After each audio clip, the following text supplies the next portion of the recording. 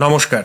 আপনি শুনছেন এই সময় গোল্ড সহজ পাঠ, প্রস্তুতির পর্ব পর্বান্তর। লেখা শুভেন্দু দাশমুন্সী, পাঠ শৌনক সান্যাল।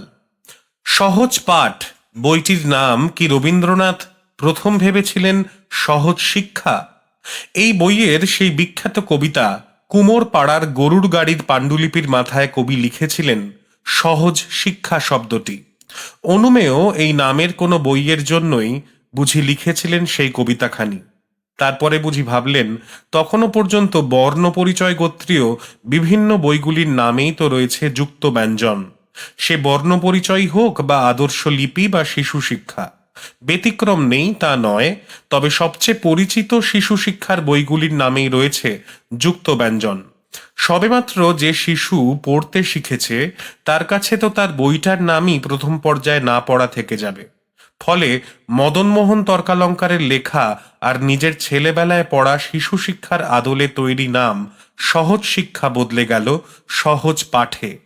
যুক্ত ব্যঞ্জন নেই, বর্ণগুলির সঙ্গে সামান্য পরিচয়ই পড়া যাবে বইয়ের নাম। সহজ পাঠ ছোটদের জন্য তৈরি বই, দুই ভাগে প্রথম প্রকাশিত হয় 1930 সালে। তবে এই বই তৈরির কাজটি মোটেই সহজভাবে গ্রহণ করেননি কবি। তার ভাবনা চিন্তার কত অভিমুখ যে ছড়িয়ে রয়েছে এই বইটি তৈরির পাণ্ডুলিপি জুড়ে, সেই ভাবনা সূত্রগুলি একটু মন দিয়ে দেখলে রীতিমতো আশ্চর্য হতে হয়। প্রথমে কিরকম ভেবেছিলেন, তারপরে তিনি কিভাবে বানালেন বইটির বর্তমান রূপ, আর পাণ্ডুলিপির বিভিন্ন আশপাশের কাগজ দেখলে বোঝা যায় তিনি আরও কত কি ভেবেছিলেন বইটিকে নিয়ে। শিশুর পড়াশোনার ব্যাপারটিকে কত রকম নতুন মজাদার পদ্ধতিতে উন্মোচন করতে চাইছিলেন তিনি। তাই সহজ পাঠের যে রূপ আমরা দেখি তার প্রস্তুতি পর্ব যেমন কৌতূহলপ্রদ, তেমনই বিস্ময়কর তার না হয়ে ওঠা চেহারাগুলিও।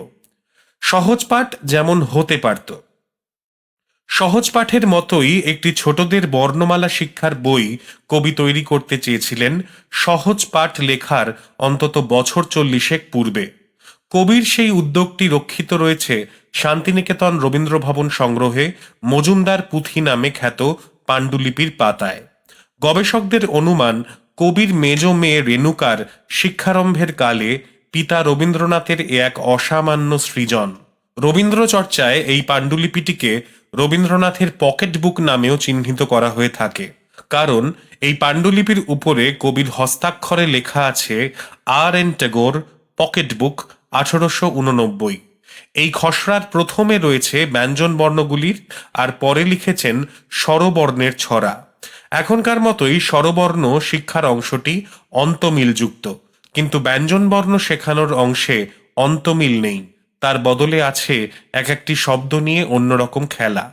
স্বরবর্ণের ছড়াটি ছিল এই রকম: দুই বাবু অ আ বসে খায় হাওয়া, দুই বিবি ই ই শীতে কাঁপে হি হি, দুই বুড়ি উ উ কাঁদে বসে হু হু, দুই বুড়ো রি রি চলে ধীরি ধীরি, দুই বোন লি লি হাসে খিলি খিলি, দুই ভাই এ ওই হেঁকে বলে দে দই, গুটিসুটি ও ঔ বসে আছে দুই বউ।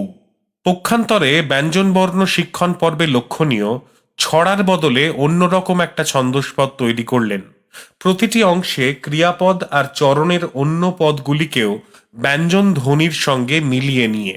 যেমন ক কাটে কাঠ, খ খায় খই, গ গায় গান, ঘ ঘুমোয় ঘরে, ও করে উ আ তার চোখে লাগে ধুয়া, চ চড়ে চালে, ছ ছেড়ে পাতা, জ জড়ায় জাল, ঝ ঝাড়ে ঝুলি, কুকুরছানা ইয়, কাঁদে ইয় ইয়, ট টানে টিকি, ঠ ঠেলে ঠিলি, ড ডোবে ডোবায়, ঢ ঢাকে ঢেঁকি, ন বলে শোনো, আমি মূর্ধন্য, ত তোলে তেঁতুল, থ থাকে থামে, দ দোলে দোলায়, ধ ধোয়ে ধুতি, ন বলে সন্ত, আমার নাম দন্ত, প পড়ে পাঁকে, ফ ফেলে ফল, ব বেড়ায় বনে, ভ ভাঙে ভাড়, ম বলে মামা, আমায় মাচা থেকে নামা, জ যায় যশোর, র রাঁধে রাস্তায়, ল লাগায় লাঠি, ব বাজায় বীণা, ভ ভাঙে ভাঁড়, স স স তিন ভাই, সোনায় সানাই, হ হাচে হ খ, খ কাশে খ খ। ঊনবিংশ শতাব্দীতে লেখা এই খসড়াটিও কিন্তু প্রচুর কাটাকুটির ভেতর দিয়ে গড়ে উঠছিল। যেমন স্বরবর্ণের ক্ষেত্রে আগে ছিল দুই ছেলে অ আ, দিন রাত হো হা। তার প্রথম দফাতে ছিল দুই মেয়ে ই ই, দিন রাত হি হি। তাকে কেটে করলেন দুই ভাই ই ই, হাসে শুধু হি হি। লক্ষণীয়, প্রথমে অ আকে ছেলে লিখেছিলেন বলে প্রথমে ই ইও ছিল মেয়ে। এই দুই মেয়ে কি করত না, তাদের কাজ ছিল দিনরাত হি হি করা। তারপর মেয়ে কেটে তাকে করলেন ভাই। এই দুই ভাইয়ের কাজ ছিল হাসে শুধু হি হি।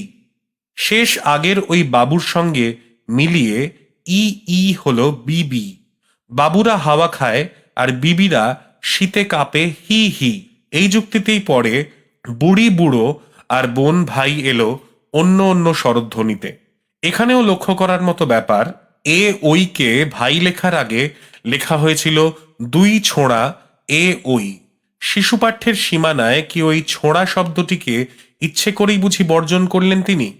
এবার ব্যঞ্জন বর্ণের সংশোধন পর্বের গল্প। প্রতিটি বর্ণ কিছু না কিছু একটা করে।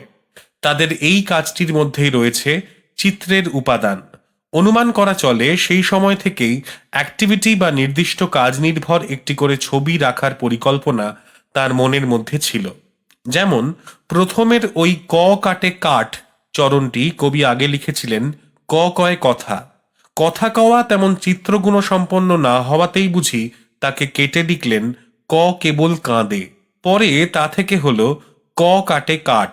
ঠিক সেইভাবে চ সম্পর্কে আগে লিখেছিলেন চ চিবোয় চাল, আর ছ সম্পর্কে লিখেছিলেন ছ ছড়ায় ছোলা। আর জ বিষয়ে আগে ছিল জ জড়ায় জটা। ঢয়ের কাজটি বেশ মজাদার।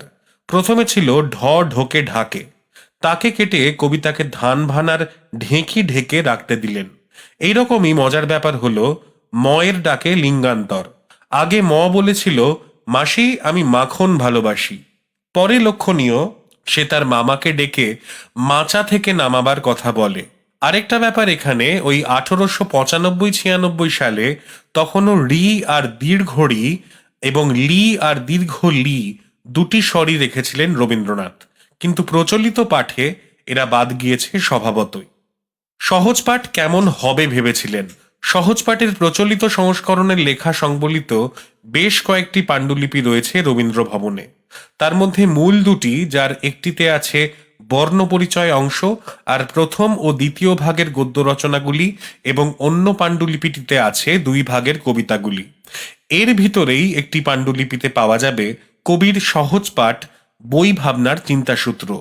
দেখা যাবে সেখানে তিনি নানাভাবে ভেবেছিলেন কিভাবে বানাবেন তার এই শিশু শিক্ষার বইটি।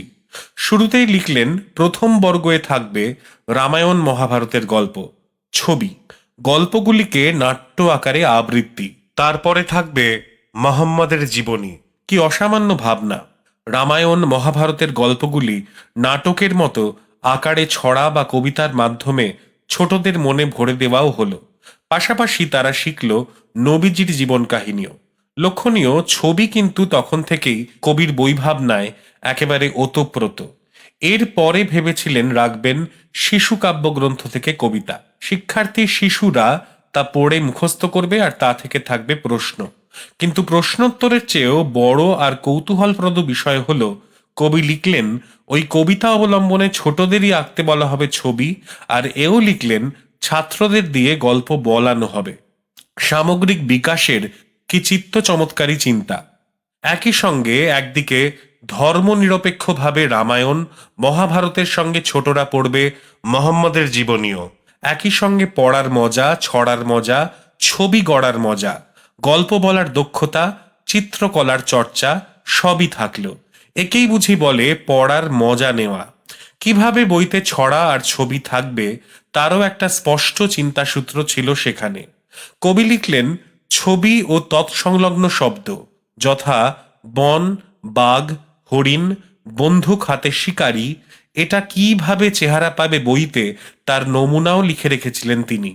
সহজ শব্দ জুড়ে ছোট ছোট পাঠ ও তার ছবি, যথা এক বনে এক বাঘ থাকে, সেই বাঘ হরিণ খায়, হরিণ বাঘ দেখে ভয় পায়, হরিণ বন থেকে পালায়, হরিণ সেই বনে থাকে না, হরিণ যায় আর এক বনে, বাঘ যায় সেই বনে, হরিণ তাই ভয় পায়, বাঘ দেখে সবাই ভয় পায়, সবাই বন থেকে পালায়, তাই ঢাকা থেকে রাম আসে, বনে গিয়ে রাম বাঘ মারে, হরিণ তাই আরাম পায়, সবাই আরাম পায়, হরিণ বনে ফিরে যায়, হরিণ আর ভয় পায় না, তাই হরিণ বনে আরামে থাকে, রাম ঢাকায় ফিরে যায়, সবাই বনে ফিরে আসে।